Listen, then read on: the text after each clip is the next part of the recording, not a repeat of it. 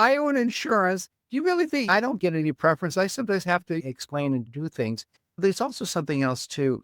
When people say they know it, but they don't know it, and they'll say, "How much does it cost?" And I'll say, $300,000. You mean their plan is 300,000? No, the question you ask is, how expensive is caregiving? It could be 300,000. Now, I might be 3, 4, 500 a month that will get you that 300,000 or 500,000, but that's what caregiving costs. Welcome to the Row Room Assisted Living Podcast with your hosts, Charlie Cameron and Alex Schlow. This is your go-to show for cutting-edge insights from industry leaders in residential assisted living. Whether you're ready to launch your own assisted living business or looking to invest in this fast-growing, high-impact sector, we are here to equip you with the tools, strategies, and confidence you need to succeed. Get ready to ride the silver tsunami and change the future of senior care. Now on to today's show.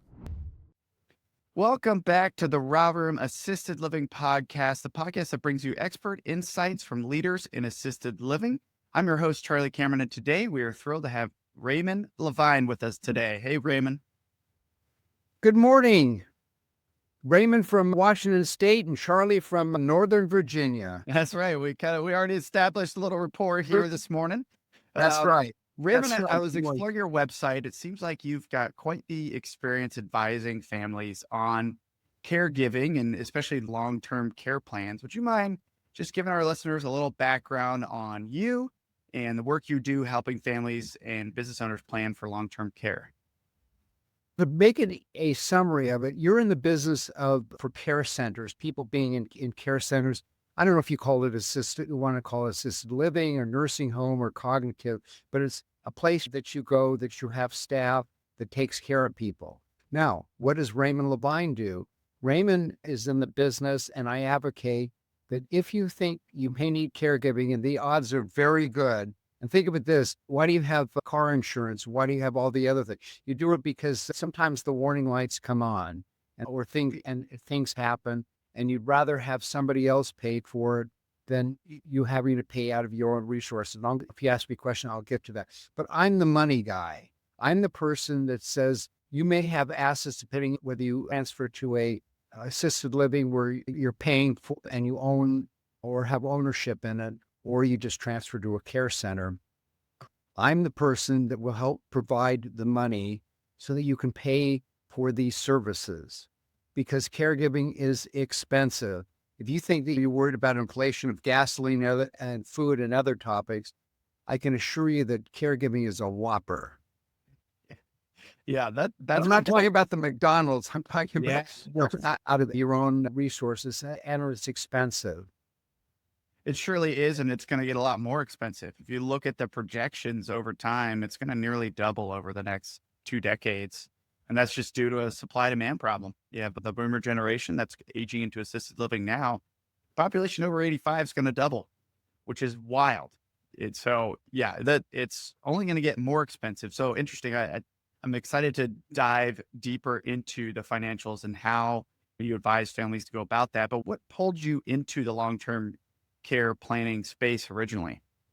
If you ask anybody that's in the long-term care business, most will say, because I had a personal caregiving experience. And we did that. But then my wife said, and this is before I was even in the business, I had looked into long-term care benefits, but it was in the early stages of it.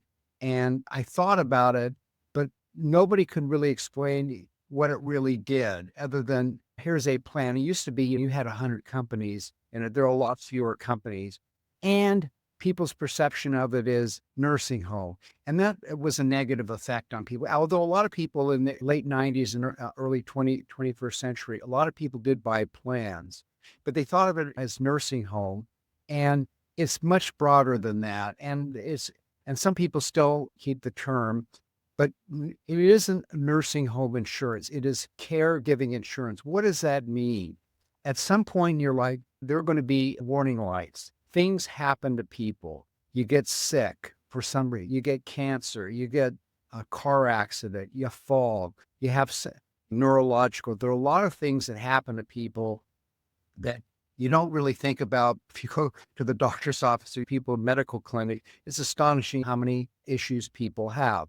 And it isn't just that you're older. You can be any age and you can have some health issue. At some point, you really need to think about a caregiving plan. It isn't just that you need to buy a long-term care plan necessarily, but you need to have a caregiving plan of a number of things.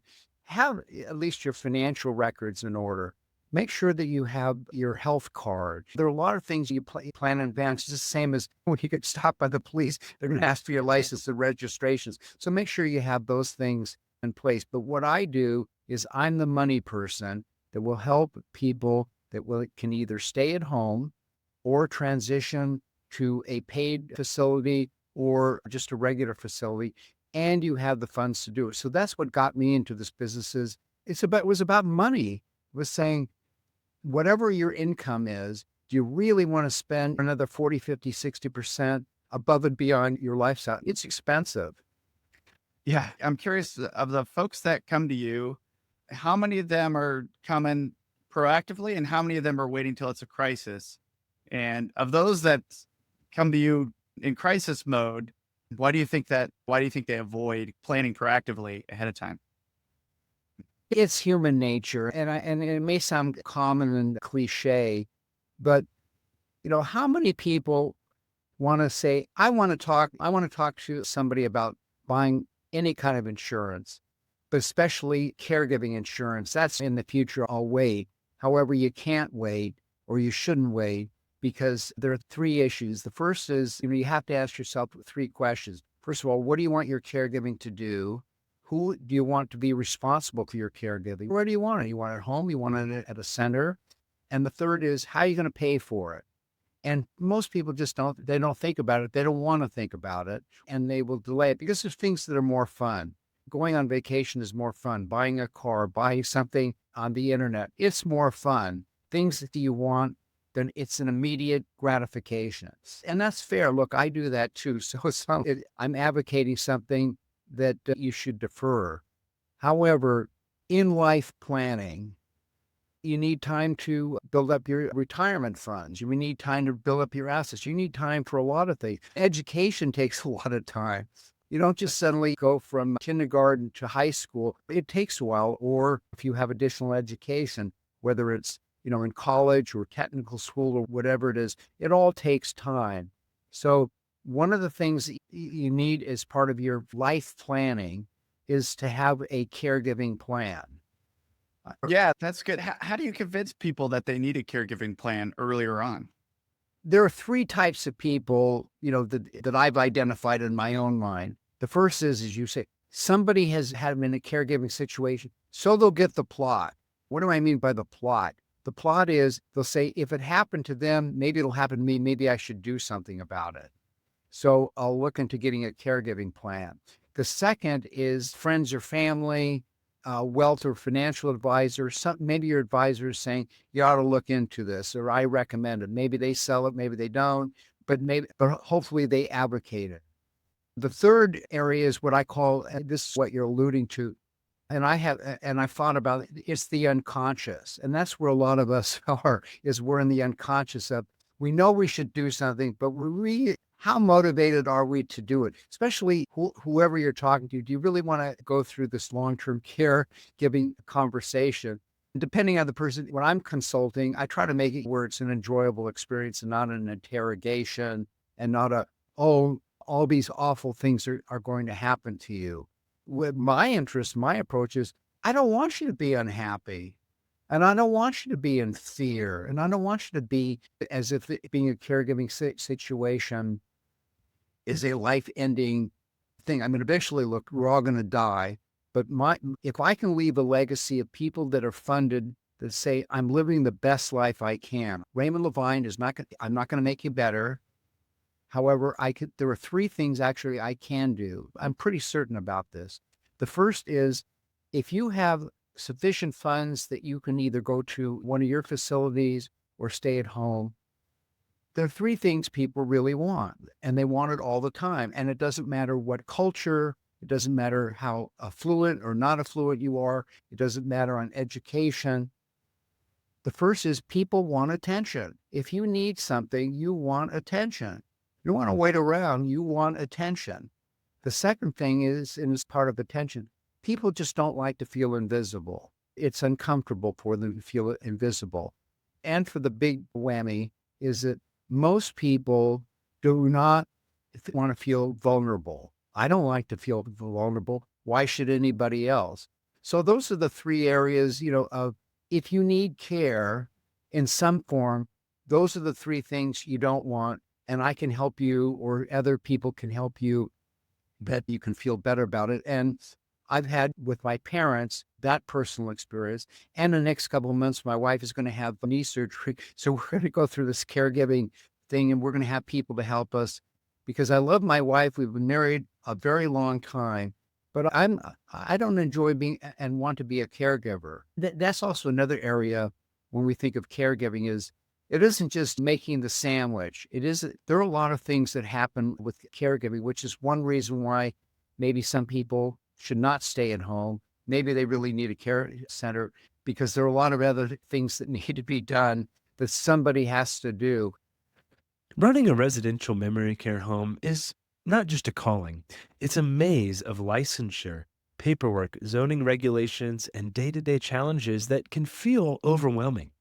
That's why so many successful operators partner with Legato Living Franchise. Legato Living does more than just help you open a home.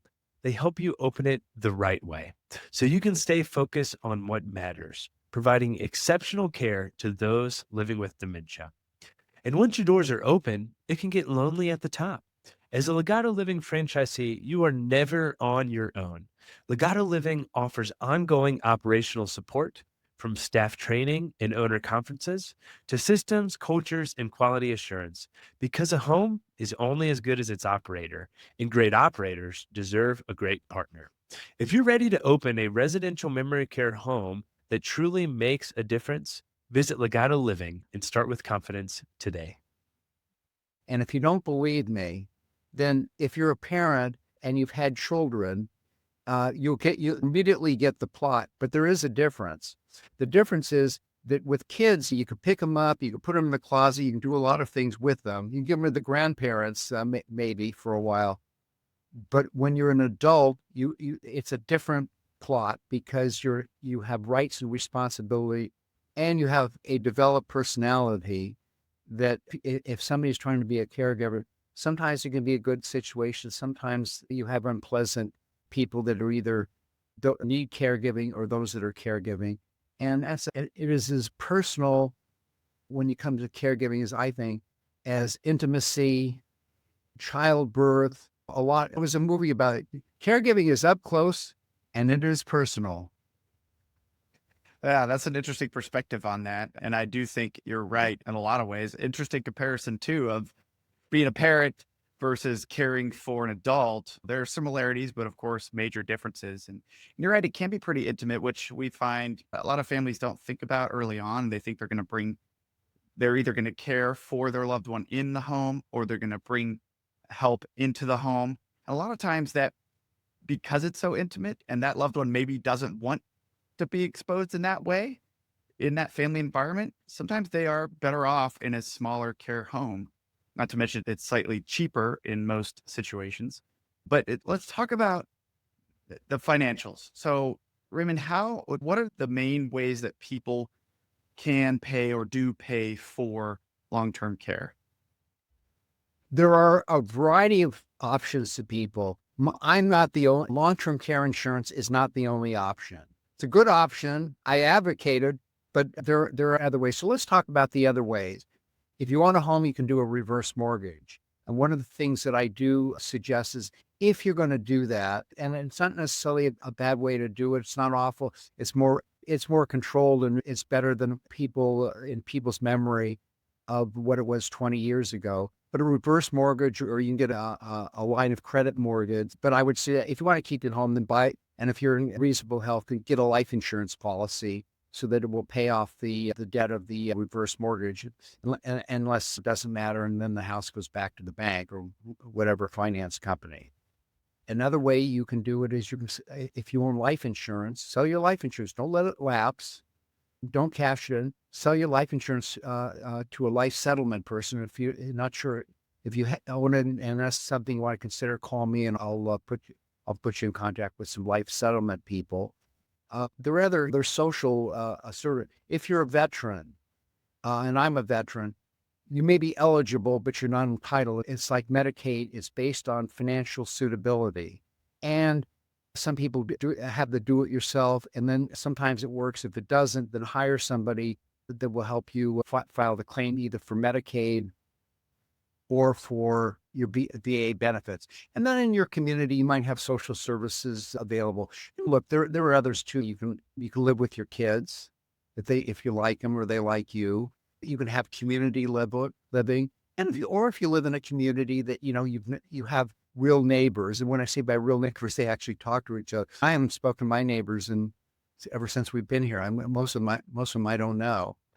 But you might have based in certain situations, you're in a apartment building or condominium or the neighborhood. You might have it where it's self-supporting. What I mean by self-supporting is if people will look in on each other, they'll bring in food or they'll drive you to the doctor. They'll come in and talk to you. So there are ways to do it but one way or another, it all takes money. And then there's another way. If, let's say you never bought a plan, you never thought about it, but you do have assets not needed towards retirement, I can still help you get a plan and where you can transfer funds. You can leverage the money for every $1 you put in, you get $2 or $3 back in caregiving benefits. And there are tax advantages to it because you don't pay tax on it. See, that's the other thing in this caregiving stuff, because there is money involved. Even if friends and family come over, it's not free. They had to drive the car over, whether it's electric or gas powered, or they had to fly someplace. There's money involved. And these are things, so you have choices, but there is a difference too. If you want social services, whether it's veterans benefits or Medicaid, it's okay. It's reasonable, but always know that most Americans like to make choices. And if you transfer that because you don't have the resources to somebody else, then they're going to have a say in who's going to be your caregiver and the schedule and what they will pay for. Or if you have a caregiving plan, guess who gets to make the choices? You do, or your family gets to make choices. People like to make their own choices. There's no requirement that you do it, but I guarantee you that when you need something, you like to make those choices. Who's going to be your caregiver? One of the things I usually don't, and I think that you'll appreciate this, wherever you have your caregiving, whether it's at home or in a care center, be kind to your caregivers. They're not the help. It doesn't say help, I say helping caregiver, but they're not the help. And they may be staff, but be kind to them. And if you don't know how, learn. Take a YouTube course or have somebody teach you how to be kind to people, because they're working hard, there's stress on them, or even family. There's stress on them. There are a lot of issues that are going on with them, worry, concern, a lot of things. If whatever your personality is of how you treat people, if you're not treating them well, then change your personality, get help. Yeah, it should go without saying, right? You should treat people well, especially the ones that are taking care of your loved ones, right? Like that should be like a no-brainer, but you're right. People treat people the way they treat people regardless, which could be kind of a sad thing. But yeah, we talk about a lot in our mastermind on residential assisted living about, hey, treat your caregivers and they'll take care of the rest.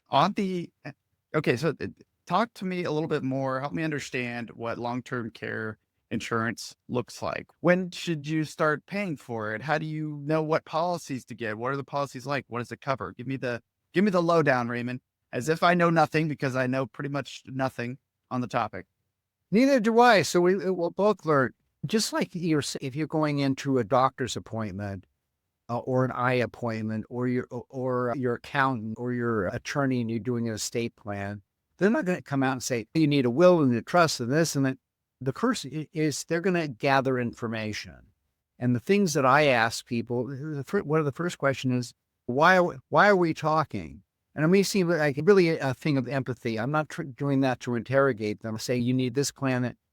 I want to find out what is important to you. Why are we here? And if you needed caregiving, what do you want the caregiving plan to do? And if you need a caregiver, where would you want it? You want it at home? You want it at a care center?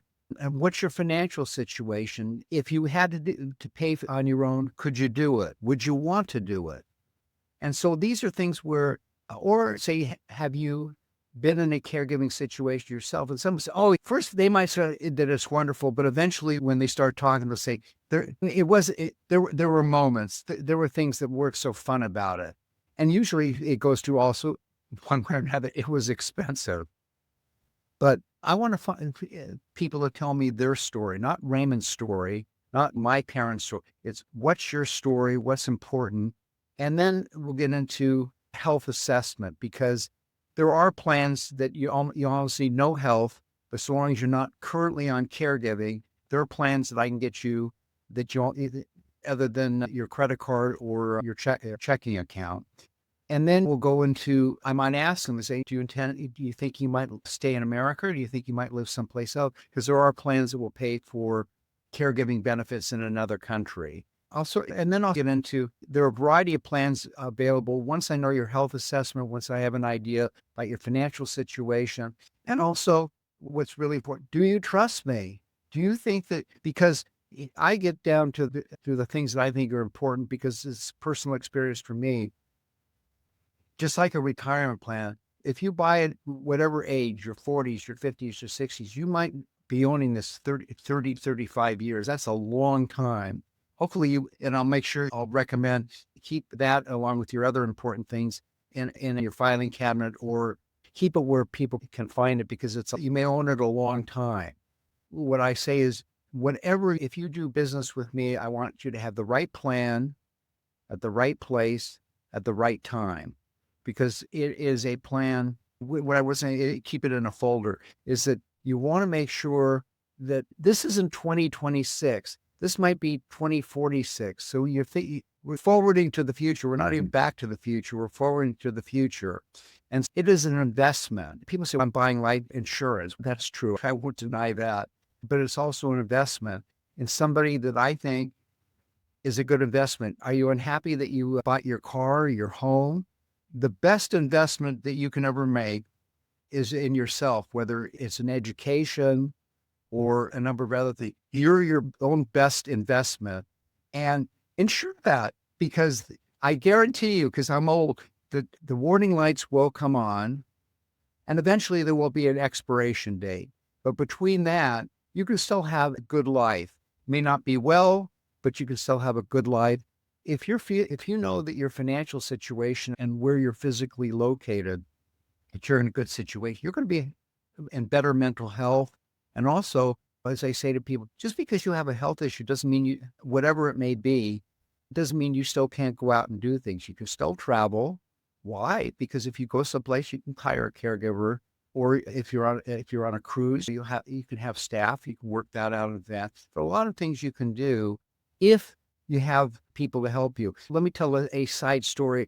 One of the things in traveling, and I've been traveling a long time, is that's the unfortunate part, is when you travel, the support at airports and even a lot of places you stay is not as great as it used to be. So if you're going to travel, that's where having a traveling companion, whether you call it a traveling companion or a caregiver, it helps. But you go out and do things, and the difference is you got somebody to help you. You have the attention. Yeah, I want to dig deeper on a point you said about investing in yourself. So insurance, right? Nobody wants to get insurance because it costs money every month or every year.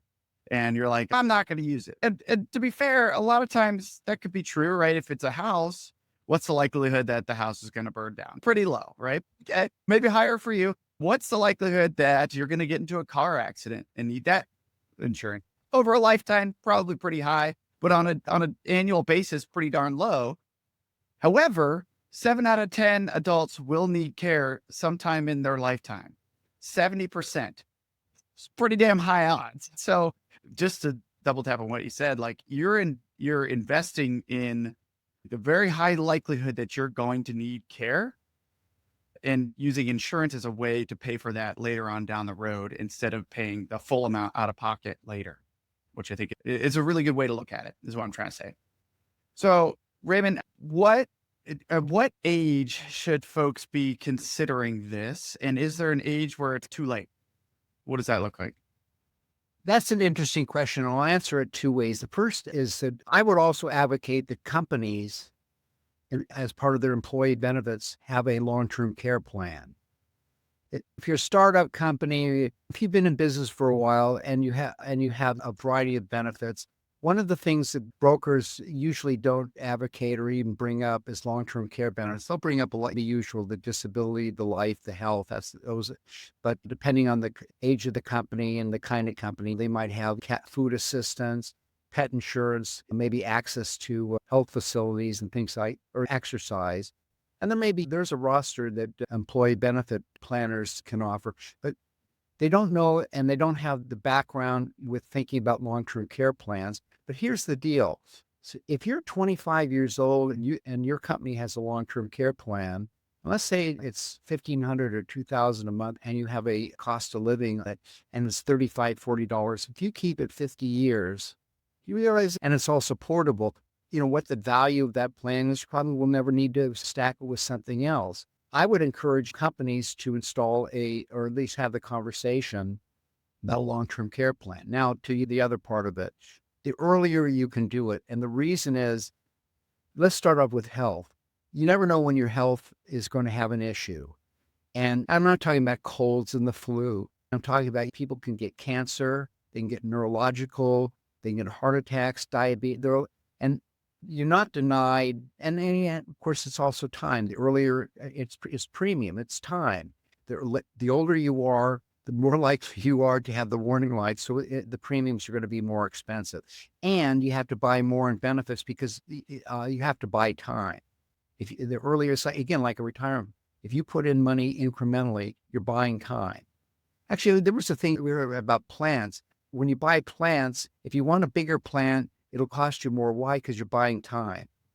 So I put That's a really good comparison. Yeah. So it's your health, it's premium. It's better to have these kind of conversations earlier on. And in some ways, if you get a really good, robust plan, you might want to buy an overlay plan. We have that long-term care plan, but I have an overlay plan where I don't have to wait for a waiting period. I can just call and say, I want a caregiver. And I don't need to prove that I have activities of daily living in the doctors. I can just call a caregiver. So it's a subscription plan. It's $95 a month, and you can overlay it with anything. So if you talk to somebody like me, I'll recommend for companies, I will for individuals, and I will also recommend as early as you can. Now, look, I'm going to be that if you're younger, it's not as big a deal because you have maybe student debt and you're trying to figure out your life, and you say, gee, one of the things I really want to do at 26 is own a long-term care plan. Wow. And you're not going to take it on a date or to the tavern to say, hey, I got this long-term care plan. However, in 50 years, if you say I have this, that could be a good talking point with people when they're saying, how am I going to pay for it? Hey, I've got the insurance company that's paying.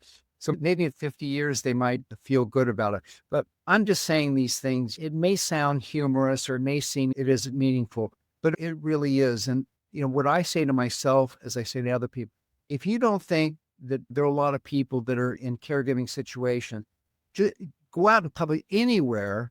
Unless you're at the University of Virginia in Charlottesville, you're going to see mostly young people.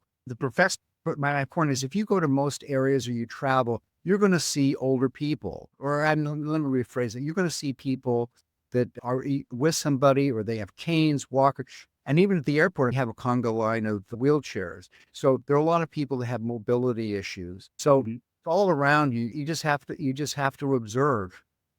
Did you look up that I went to UVA or what? Actually, I didn't. It's a great school. Founded by Thomas Jefferson. That's right. The man. Hey, you look up the hill and there's Monticello. I know. It's beautiful. It's absolutely beautiful. Okay. Let's say I know somebody that I think needs a long-term care plan. Okay. Two-part question. One, I'm 37. Should I be considering this now? And two, let's say you know somebody. How do you start that conversation? If you're 37 and you had the time and the funds, let's talk or talk to. One of the things is that even if you don't do something, have the conversation. I've had a number of people that at that point, they'll say, we need to do something. But I often ask them, I said, have you had the conversation previously? And if you did, why didn't you do something? Why didn't it work? And they'll have a number of things to say. I say it outright, but maybe they didn't like the person, or maybe they were shown a plan and they didn't like it. It was whatever it is. It just didn't work for them. It just didn't connect at the time, or it might have been a financial issue. Now, one of the things that does happen sometimes, I've got a current situation like that, some people in Tennessee, where if she's going through physical therapy, she will eventually I'll be able to get her a plan, but sometimes there's a delay because of physical therapy. So that's why I encourage, when you're in really good health, or as good a health as you're ever going to be, that's the best time to have the conversation. You don't believe me? Then you want a credit card. If you have lousy credit, you're not going to get a credit card, or you might get one and have to fund it with $1,000 or something. You want a home, you want to do things, you have to have a good credit score. And if you don't, then, that's something you have to work on. But when you do, good things happen. That's great. I love that. You got a lot of good analogies. You've been doing this for a minute, I think, Raymond. I've lived it too. Yeah. I own insurance. You really think I don't get any preference? I sometimes have to explain and do things. There's also something else too. When people say they know it, but they don't know it, and they'll say, how much does it cost? And I'll say, $300,000. You mean their plan is $300,000? No, the question you ask is, how expensive is caregiving? It could be $300,000. Now, I might be $300, $400, $500 a month that will get you that $300,000 or $500,000, but that's what caregiving costs. And one of the ways that I can prove it to them is that in my website, in the upper left corner, you can do your lifestyle analysis, and it will show you. And don't lie about it. If you smoke cigars or cigarettes, or you have a certain lifestyle, at least be honest about it, because it'll give you an idea of what your life expectancy is. And then you're filling out a number of other health issues, but it will give you an idea of what your life expectancy might be. Then it will also show you the cost of care. And if you want to say, look, I've got 100,000, it'll say, yeah, but you're going to need another 400,000 to pay for it.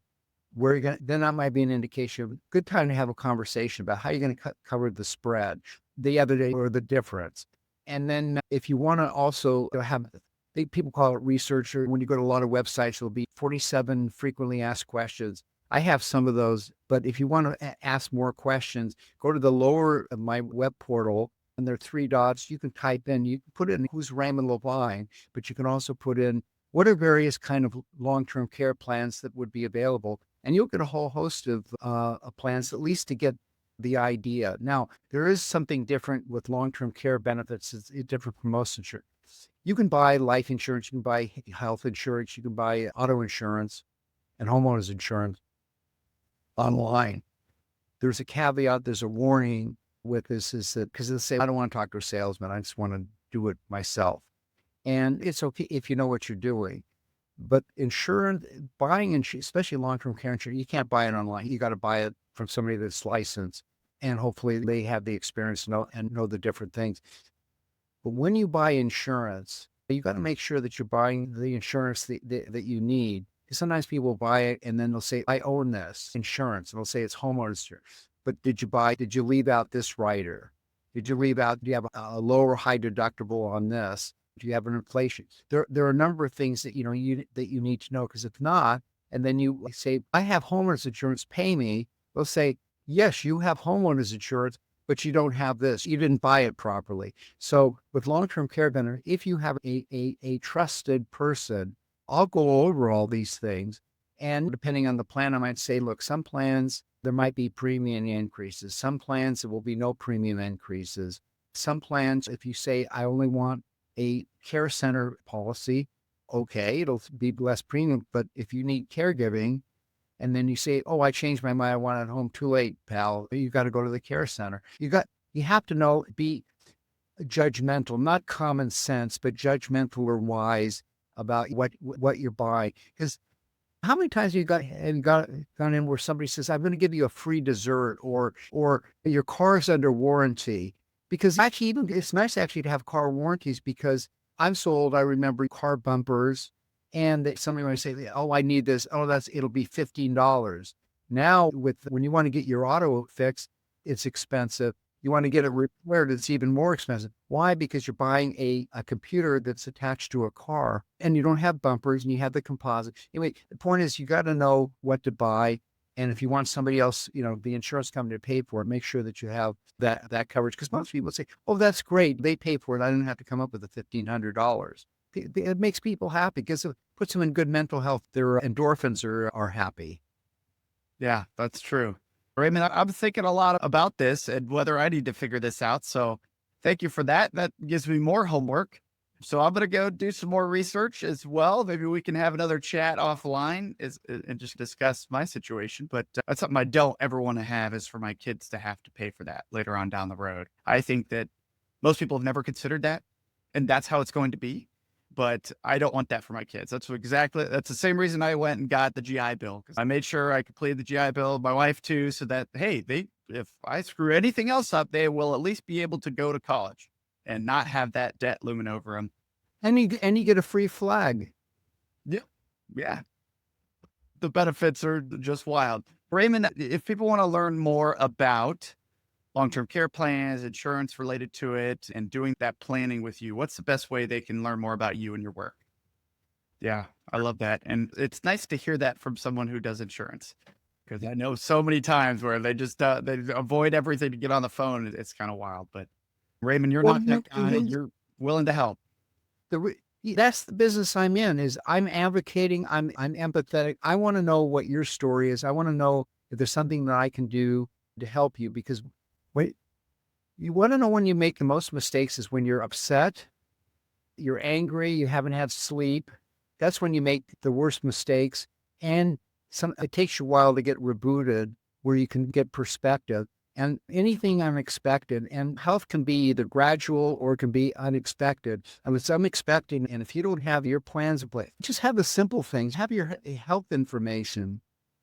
Have your passwords. There are a number of things. Also, write down all your medications. What's the name of the medication? What's the dosage? Have all that stuff written down. Also, have your doctors, their name and their number. Maybe you don't always have to have the address.